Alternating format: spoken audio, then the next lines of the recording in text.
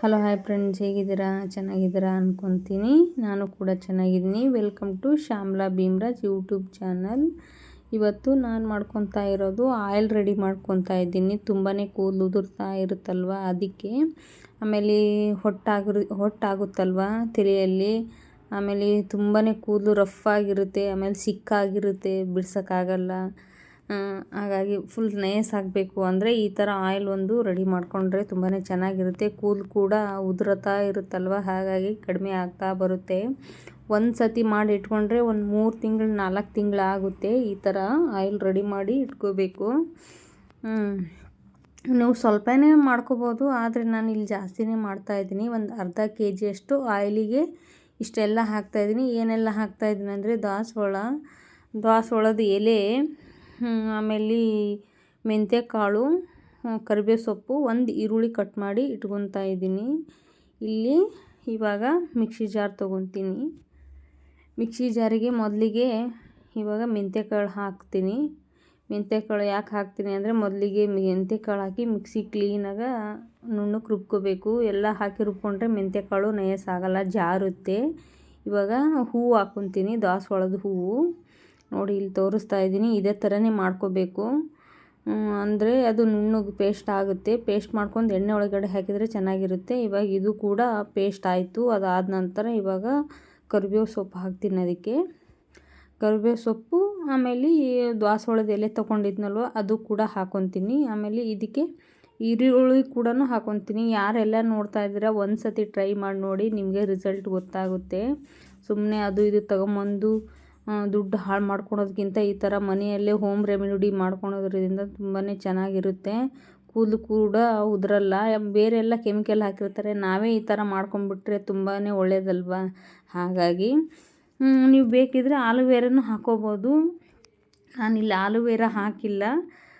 ಇವಾಗ ಅದು ರುಬ್ಬಿ ಪೇಸ್ಟ್ ಎಲ್ಲ ರೆಡಿ ಆಯಿತು. ರೆಡಿ ಆದ ನಂತರ ಇವಾಗ ಎಣ್ಣೆ ಹಾಕ್ಕೊತಾ ಇದ್ದೀನಿ. ನೋಡಿ, ಒಂದು ಅರ್ಧ kg ಎಣ್ಣೆ ಹಾಕ್ಕೋಬೇಕು, ಕೊಬ್ಬರಿ ಎಣ್ಣೆ. ಅದಕ್ಕೆ ಇವಾಗ ರುಬ್ಬಿಟ್ಕೊಂಡಿದ್ನಲ್ವ ಪೇಸ್ಟು, ಅದನ್ನ ಹಾಕಿ ಚೆನ್ನಾಗಿ ಮಿಕ್ಸ್ ಮಾಡ್ಕೋಬೇಕು. ಕೈ ಆಡ್ತಾನೆ ಇರಬೇಕು, ಅದು ಗಂಟು ಇರುತ್ತಲ್ವ ಎಣ್ಣೆ ಒಳಗಡೆ, ಚೆನ್ನಾಗಿ ಅದು ಕುದಿಬೇಕು. ಇವಾಗ ಹಾಕ್ತಾಯಿದ್ದೀನಿ ನೋಡಿ ಎಣ್ಣೆಗೆ. ನಾನು ಎಣ್ಣೆಗೆ ಹಾಕಿದ ತಕ್ಷಣ ನೀಟಾಗಿ ಚಮಚ ಆಡಿಸಿ ಅದೆಲ್ಲ ಏನು ಉಂಡೆ ಇದೆ ಅದೆಲ್ಲ ಎಣ್ಣೆ ಒಳಗಡೆ ಬೆರೆತು ಕಾಳಾಗಿ ಇರಬೇಕು. ನೋಡಿ ಈ ಥರ ಮಿಕ್ಸ್ ಮಾಡ್ಕೋಬೇಕು. ಯಾರೆಲ್ಲ ನೋಡ್ತಾ ಇದ್ರೆ ಇಷ್ಟ ಆದರೆ ಲೈಕ್ ಮಾಡಿ, ಶೇರ್ ಮಾಡಿ, ಕಮೆಂಟ್ ಮಾಡಿ, ಸಬ್ಸ್ಕ್ರೈಬ್ ಮಾಡ್ಕೊಳ್ಳಿ. ನಾನು ಮಾಡೋ ವಿಡಿಯೋ ಎಲ್ಲ ನಿಮಗೆ ತಲುಪುತ್ತೆ. ನೋಡಿ ಈ ಥರ ಮಿಕ್ಸ್ ಮಾಡ್ಕೋಬೇಕು. ಈಗ ಬೇರೆ ಎಲ್ಲ ನಾನು ಕೂದಲಿಗೋಸ್ಕರ ನಾನೇ ತೊಗೊಂಬಂದು ದುಡ್ಡೆಲ್ಲ ವೇಸ್ಟ್ ಮಾಡಿದ್ದೀನಿ. ಹೀಗೆ ನಾನು ಮಾಡಿಕೊಂಡ್ರೆ ಚೆನ್ನಾಗಿರುತ್ತೆ ಅಂದು ಒಂದು ಸತಿ ಮಾಡಿದ್ದೆ.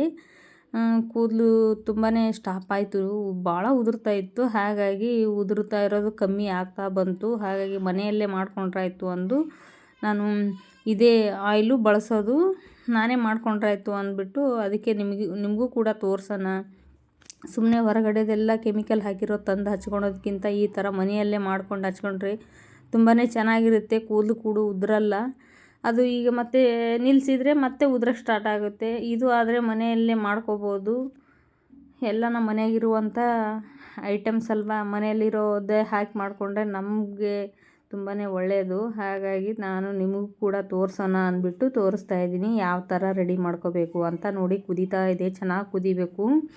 ನೋಡಿ ಇಲ್ಲಿ ಯಾವ ಥರ ಕುದಿದೆ ಅಂತ. ಲಾಸ್ಟಲ್ಲಿ ನೋಡಿ ಫುಲ್ ತಣ್ಣಗಾಗಿದೆ, ಎಣ್ಣೆ ಕಲರ್ ಕೂಡ ಚೇಂಜ್ ಆಗಿದೆ. ಈ ಥರ ಬರೋವರೆಗೂ ಕುದಿಸ್ಬೇಕು. ಒಂದು ಬಟ್ಲಲ್ಲಿ ಅಥವಾ ಈ ಥರ ಡಬ್ಬಿಯಲ್ಲಿ ಸೋಸಿಟ್ಕೋಬೇಕು. ಒಂದು 3ರಿಂದ 4 ತಿಂಗಳು ಮಾತ್ರ ಹಾಗೇ ಆಗುತ್ತೆ. ಲಾಸ್ಟಲ್ಲಿ ನೋಡಿ ಯಾವ ಥರ ಆಗಿದೆ ಕಲರು ಅಂತ ತೋರಿಸ್ತೀನಿ ನಿಮಗೆ. ನಾನು ಒಂದು ಬಟ್ಲಲ್ಲಿ ಸೋಸ್ಕೊತಾ ಇದ್ದೀನಿ. ನೋಡಿ ಎಣ್ಣೆ ಕಾಣಿಸ್ತಾ ಇರ್ಬೋದು ನಿಮಗೆ ಯಾವ ಕಲರ್ ಆಗಿದೆ ಅಂತ.